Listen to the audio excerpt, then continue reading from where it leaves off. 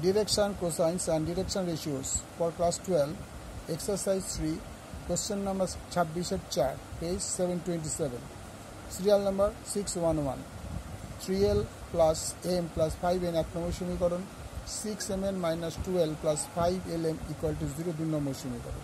But 1 নম্বর সমীকরণ থেকে পাই, অর্থাৎ এই সমীকরণটা থেকে পাই m equal to আর সব ওপাশে পাঠিয়ে দিলাম, তাই মাইনাস 3l minus 5n হওয়ার কথা, আমরা মাইনাস কমন নিয়েছি 3l plus 5n। এই সমীকরণটার নাম দিলাম 3 নম্বর।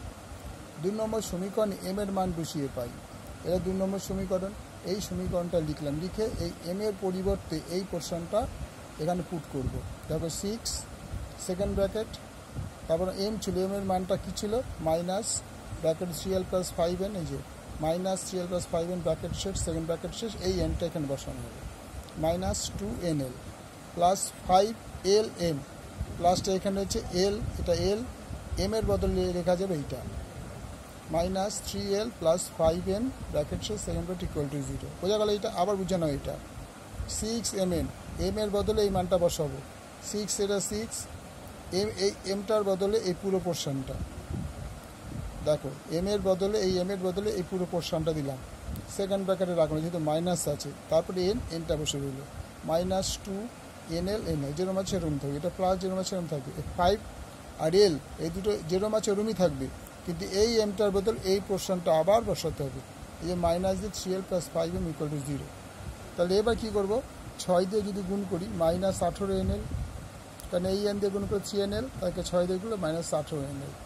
আবার দেখো 5 6 30, আর প্লাসে মাইনাসে মাইনাস 5 6 30 আর দুটো n, তার মানে n স্কোয়ার মাইনাস এই মাইনাস মাইনাস 2nl।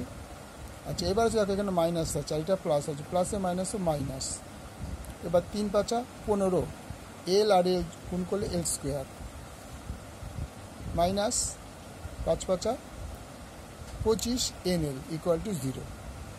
এবার খেয়াল করে দেখো এখানে 18টা nl, এখানে দুটো nl, এখানে মাইনাস 25টা nl, তাহলে মাইনাস মাইনাসগুলো একসঙ্গে সম্পর্ক যোগ হবে, সাইনটা মাইনাস হবে, 18 সঙ্গে 2 যোগ করলে 20, 20 সঙ্গে 25 যোগ করলে 45, কিন্তু সাইন তিনটেই মাইনাস আছে, তাই minus 45nl, minus 30n square minus 15l square equal to 0। এখানে মাইনাস কমন নিয়ে হচ্ছে, তার আগে একটা কাজ করি, মাইনাস 30n স্কোয়ারটাকে আগে লিখলাম, মাইনাস 45nlটাকে পরে লিখলাম, আর মাইনাস 15l স্কোয়ারটি সব কিন্তু সাইনগুলোর সঙ্গে থেকে থেকে চেঞ্জ হয়েছে।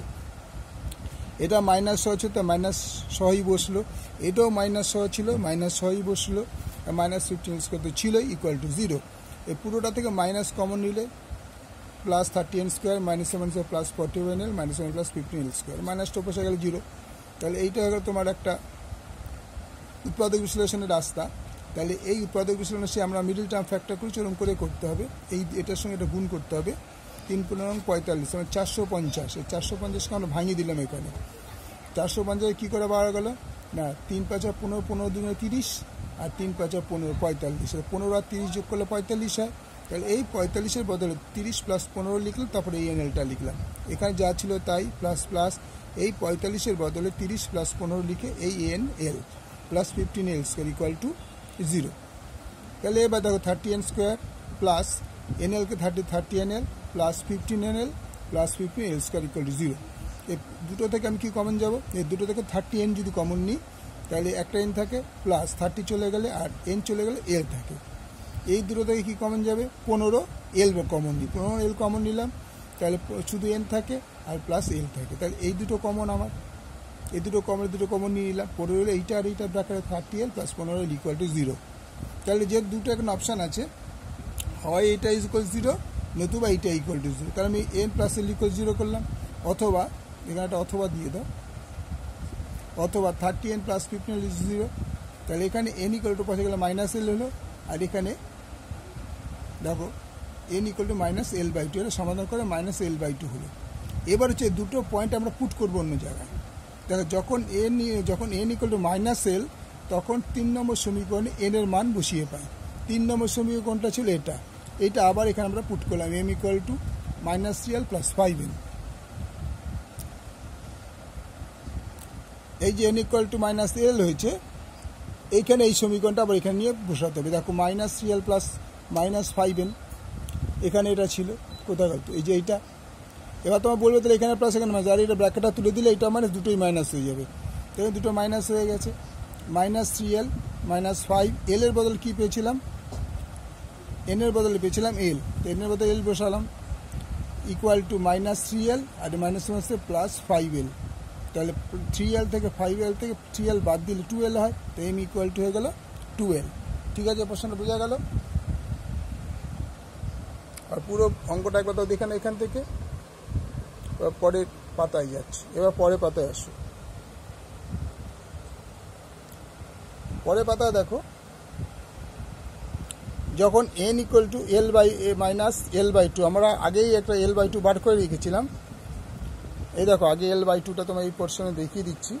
এই যে n ইকুয়াল টু l/2, এইটা এখন আমরা এখানে পুট করব। এখানে আমরা পুট করবো এলটা। যখন n ইকুয়াল টু l/2 তখন 3 নম্বর সমীকরণে আবার এটা মান বসাবো। এই m equal to 3l - 5n, এইখানে n এর বদলে l বসাবো। তাহলে -3l - 5 -l/2, তাই সলিউশন করে দেওয়া হয়ে গেল -l/2 অ্যান্সার বেরোল, অর্থাৎ m ইকুয়াল টু -l/2। সরলরেখা দুটো দিক অনুপাত হচ্ছে, দেখো তাহলে l 2l আর -l। দেখো l এখানে যে ml এখানে কি ছিল? এখানে 2l, এখানে -l, তাহলে l -2l -l। আর এই দ্বিতীয়টা হচ্ছে l -l/2, এটা যদি করি -l -l/2 -l/2, তাহলে l মানে 1, 2l মানে 2, আর -1 হচ্ছে l মানে -1। এখানে l মানে 1 -l, এটাকে আমরা অপশান করে নিচ্ছি, একে 2 দিয়ে গুণ করে দিচ্ছি। একে 2, একে 2, 2 দিয়ে গুণ করলে 2l হয়, আর একে 2 দিয়ে গুণ 2 কেটে গেলে শুধু -l হয়, একে 2 দিয়ে গুণ করে 2 কেটে গেলে -l।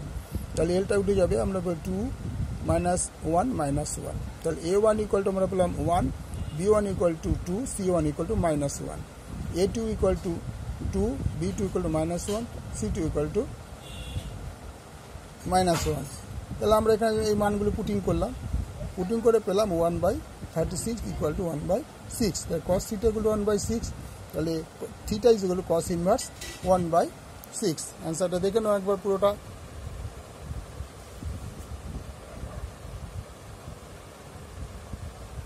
আবার প্রথমটা দেখো একবার,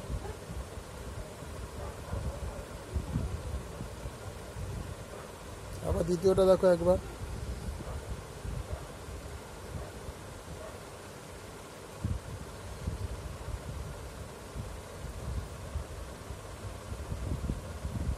ওকে, থ্যাংক ইউ।